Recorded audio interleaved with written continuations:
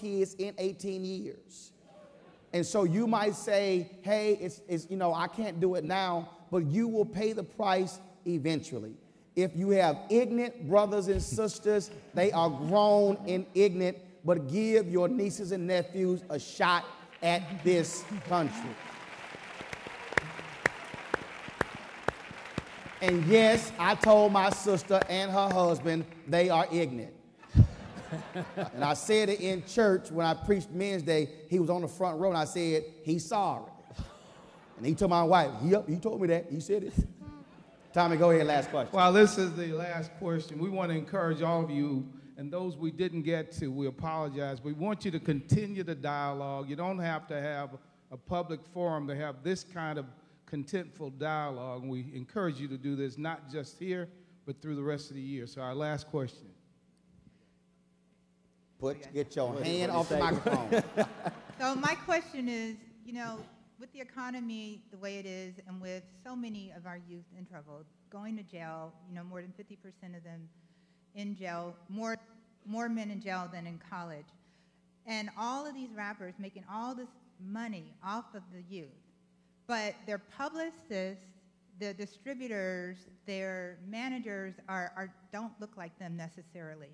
So can we challenge, our president, ourselves, to work with these rappers that are making all this money to create not only mentorship programs for youth, but jobs and train them how to be publicists and how to do the back-end kind of work so that we can keep our economy going for our youth.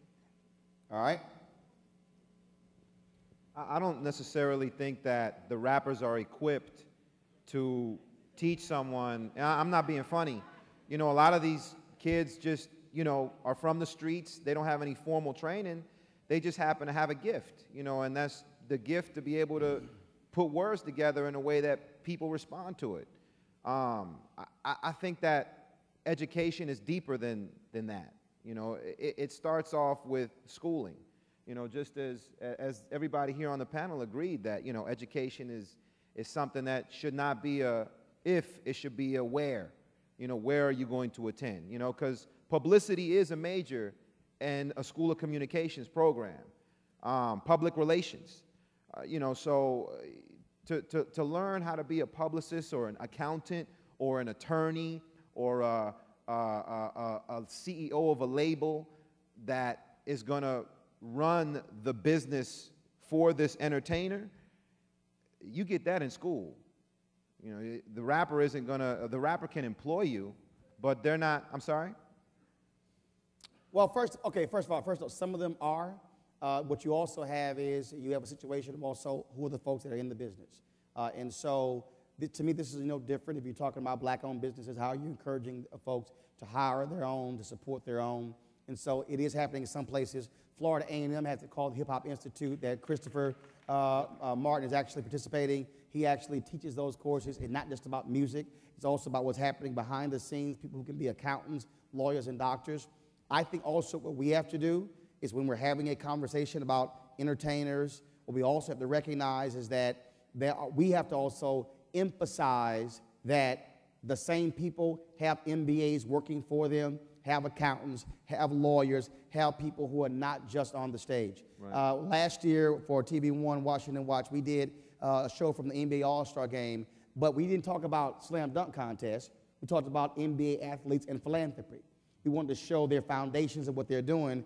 This year, what we're doing, we're showing black power behind the scenes, general managers, team CEOs, presidents, folks who are agents, so people can see that, wait a minute, there's a different thing happening in sports. And so we have to emphasize, I think, a whole different view. But sure, we can encourage that, but understand that also means that more of us have to be involved in that and have to be a lot more assertive in getting that word out and talking to folks. Is also all about education. Also, I mean, there are other organizations besides, the black MBAs. There's BESLA. Are you familiar with BESLA? Black Entertainment and Sports Lawyers Association. Yep. A lot of us as entertainers, we choose a new accountant or a new publicist based on referrals. The person that I'm going to go to, first and foremost, is the person who I trust. Right. I'm not saying it's my lawyer, But, you know, it'll be somebody on my team, my agent, my lawyer, my manager. Hey, look, I'm looking at possibly getting a new person.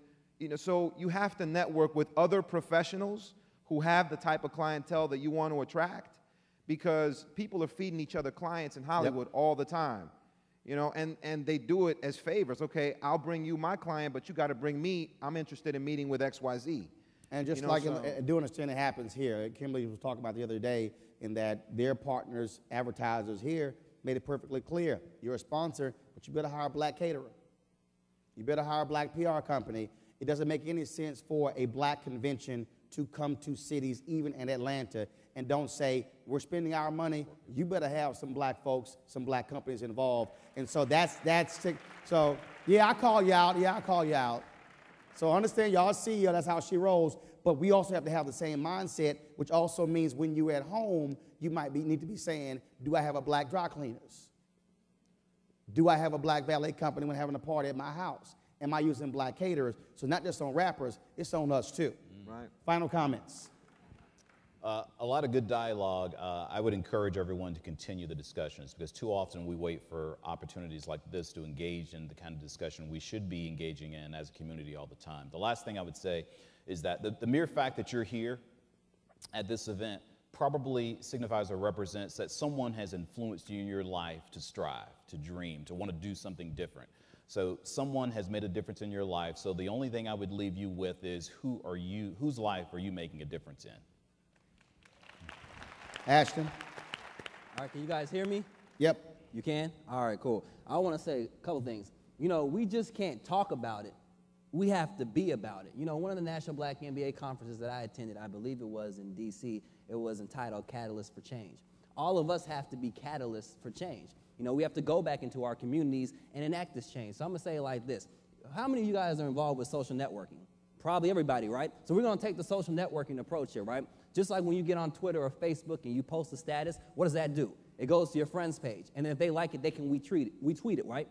How about we take that approach in our own communities? We can use Twitter, we can use Facebook, we can use LinkedIn, but what's the fastest growing form of advertising?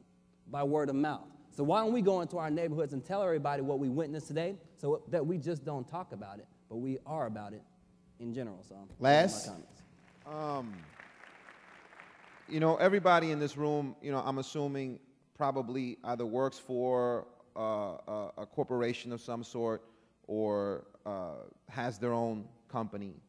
And, you know, I really can't stress enough how important it is for corporations to give back, to somehow infiltrate, you know, within the communities that support them and just give something back. You know, we're looking right now at these worldwide protests, you know, on Wall Street, people protesting corporate greed, you know, and I think it sends a very powerful message, and that's, you know, hello, we're here. You know, I was just watching it on CNN actually before I came to this. You know, they're chanting, you know, we are the 99%.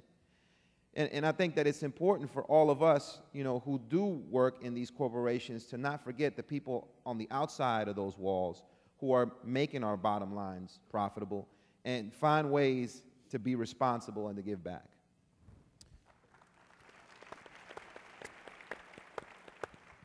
Final thing I have to say is simply, what now? I mean, it's very easy for us to sit in this room. It's very easy for us to sit here and say, man, we had a great conversation. But to me, that's sort of like going to church on Sunday, and then you don't apply what took place in the sermon. What has to happen is you have to have a personal responsibility that when you leave here, the moment you leave here, you say there's something else that I have to do in my life to be a difference maker. And so I believe in these practical steps. That's why I talked about in terms of what can you do when it comes to education. One of the things that I do is that when I'm going to the barbershop, I don't sit there and waste my time with brothers sitting around talking about how many points the barber's son scored in the game. Every time I sit in there, I say, what book are you reading? And what happened was his father, who was the barber, he said, Roland, I appreciate that. He said, because I really wasn't emphasizing that. I was worried about his basketball stats. And so when I'm sitting in the chair, he's seeing me reading. One of my nieces, she told me, Uncle Roro, can I watch TV? I shot her a look. She went, read a book. And so when we talk about role models, people actually they're watching you, they're seeing you, but you also have to be bold enough and bad enough and black enough to say, I'm just not going to accept the status quo and accept ignorance. And so there are too many of us who are suited and booted. There are too many of us who are making very good money with great educations who are silent as hell about what is happening in our world. We are seeing, every single one of us, we're sitting here in churches, we're sitting here in schools, we're seeing folks do things, and we're saying, not my place, not my job. And I'm saying, if it's not your job, then whose job is it? And so I can't put this on anybody else, and I'm telling you right now, you talk about what happens between 0 and 5. If you are silent about what is happening with our kids between 0 and 5, I'm not holding a single school district accountable. I'm not holding anybody white accountable. I'm not holding anybody outside of our community accountable. I'm holding the very people sitting in this room, because when you had the moment to be a difference maker, you walked right past it and said nothing and do nothing. So you got to answer the question, what am I prepared to do? Give it up for our panel. Terrence, Ashton, Lash, Dr. Tatum, she was here earlier. Also, folks, don't forget, turn in your questionnaires that we have as well for the volunteers to pick up. The benediction has not been given, so therefore, while y'all getting up, hold on, we almost done. Y'all done leaving church early, folks. Right now, I want to bring up Candace Barnhart. Candace? Okay. Candace ain't coming up.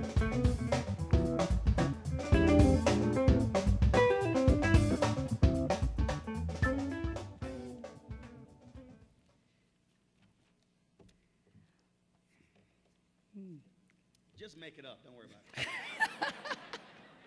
And I was about to. We promised you an exciting discussion, and Roland, Tommy, and our panelists have in fact delivered just that. Yes, give it up. We thank them and you, our audience, for delving into such an important topic. I'd like to now bring up Candace Bernhardt, Chief Diversity Officer, Nationwide Insurance, for closing remarks and a wonderful giveaway.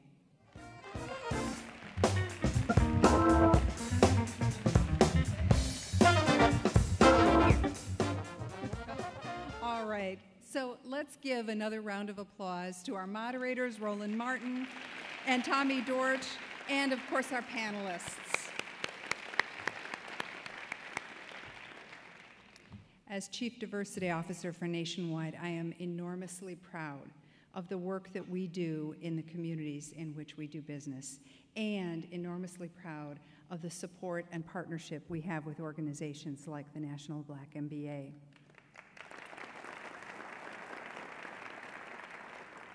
I would like to invite everyone in the room to stand, please.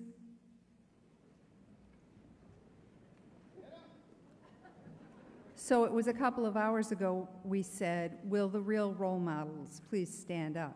You are standing, ladies and gentlemen.